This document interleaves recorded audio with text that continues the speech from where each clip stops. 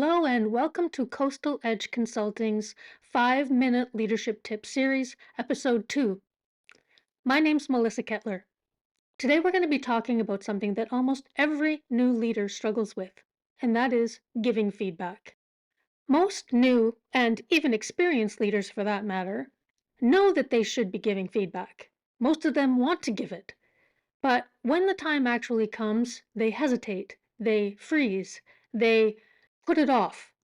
And then they tell themselves, I will do it when the time is right. Well, newsflash, the right time never magically appears. And this is a natural response. Obviously, we know that when we give feedback, there could be discomfort, maybe create some tension. So avoidance is actually a normal response to the situation. So here's what happens instead. That small issue that you noticed in the beginning, it could be something as simple as showing up late for work. It could be interrupting during meetings. It could be not delivering their work on time. But it just keeps happening. And because you never addressed it, it just exponentially grows. It gets worse, not better. Suddenly, you're frustrated, the team's frustrated, and by the time you actually step in to give the feedback, too much time has passed. And you're not giving feedback anymore.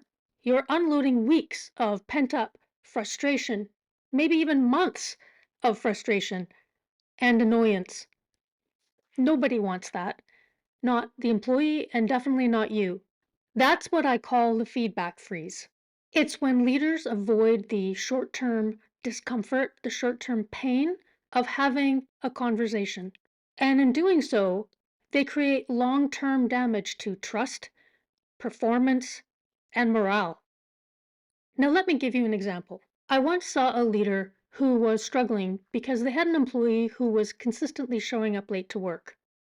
And instead of addressing it directly, the leader started to make little comments such as, well, I'm glad to see you could join us. You know, the sarcastic route. But the employee never changed. Well, think about it. Why would they? They haven't been given any direct feedback. They haven't been told that that behavior is not acceptable. Not to mention the rest of the team sees it and thinks, well, that seems to be the status quo. I guess that's permitted here. Well, 6 months later, when the leader finally stepped in to give the feedback, the relationship was already strained. The employee felt blindsided. The leader felt resentful. And it was 10 times harder than if it had just been addressed in the beginning when it was first noticed. Here's the uncomfortable truth. Feedback delayed is feedback denied. Let me say that again. Feedback delayed is feedback denied. And when you deny people feedback, you deny them the opportunity to improve, to show what they're capable of, to be successful. You might think that you're sparing their feelings, maybe you're sparing your own. Whatever the case, you're really holding them back, and you're also holding yourself back. This is an essential tool for any leader's toolkit. So how do you break out of the feedback freeze? Well, here's 3 quick tips that might be able to help you on your way.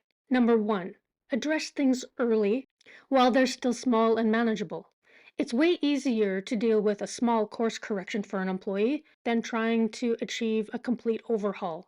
A 2-minute chat when the employee shows up late is way better, and it beats a formal write-up 6 months later. Tip number 2, be clear and be direct. Skip the vague phrases such as, have you ever thought about, or maybe you should consider? That just muddies the water. Say what you mean. Be clear, be respectful, but be direct. For example, you could simply say, I've noticed that you've been late 3 times this week. Going forward, I really need you to show up to work on time. Tip number 3, treat feedback as a gift, not a punishment.